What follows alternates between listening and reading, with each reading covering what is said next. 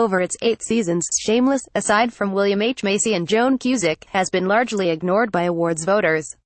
Most of the outrage in the early years was in regards to the annual outrageous tradition of snubbing Emmy Rossum.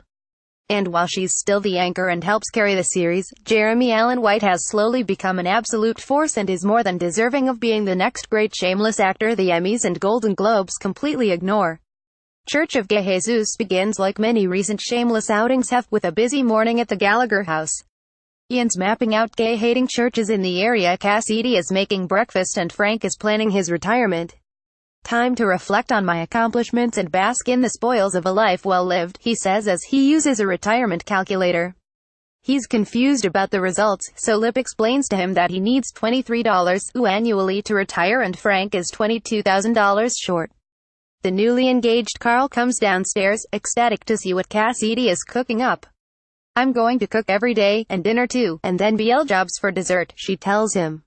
"I'm going to be the best effing wife. And the best sister, daughter-in-law, considering she bought everyone engagement gifts. Everyone is given cool, actual, paid-for gifts, while Carl gets a vial of Cassidy's blood. Hopefully she got a gift receipt." Absent from the eventful breakfast is Fiona, who's painting her new apartment. Nessa stops by to reveal that she had a miscarriage, but she seems to be handling it well, even if she hasn't told Mel yet. The conversation then shifts to Ford when he texts Fiona an invite to go furniture shopping. "I've never waited this long for someone to bang me," she quips to Nessa. This doesn't stop her from meeting up with him, and it ends up being worthwhile. No banging, but he does get her a big discount on a very expensive chair. While Fiona pays for her own furniture, Svetlana is trying to find someone to buy her a chair and much more. Kevin V have stepped up their attempts to help their former Throuple member land a sugar daddy. The richer, older, and sicker, the better. The plan doesn't get off to the best start when an old rich Czech guy named Gerald arrives for a date. Slight problem, he's not offering her a chance to be his wife.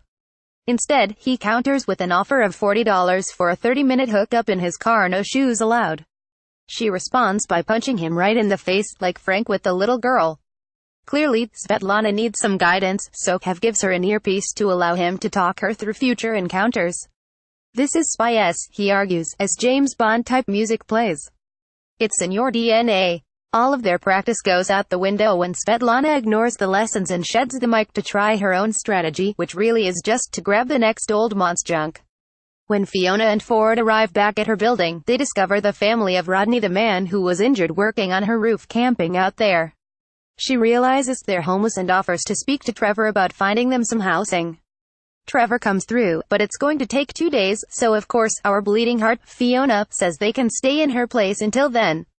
Quick recap of Lip's recent troubles: his ex got back with her ex, his mentor went to jail, his sponsor fell off the wagon. Well, the universe continues to kick Lip when he's down, as he goes to visit Ewan's in prison, only to be told that his Professor D.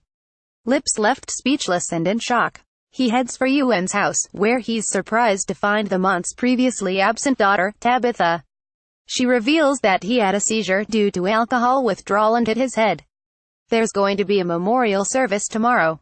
"Well, I'm so glad you were well parented by my dad," she says as Lip explains his connection to her father. Elsewhere, Ian has officially become a superstar. The video of him saving that hateful priest has gone viral, and as a result, followers are lining up to greet him when he arrives for work. "I guess they just want to be seen by someone who sees them back," he tells his coworker.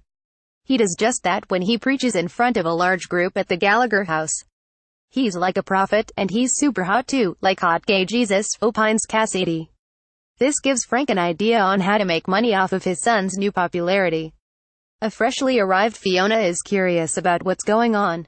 "Just a queer religious rebellion led by your brother," explains Frank. "No biggie. She's just proud of Ian for being the first Gallagher to become famous for something other than larceny or assault." Recap continues on page 2.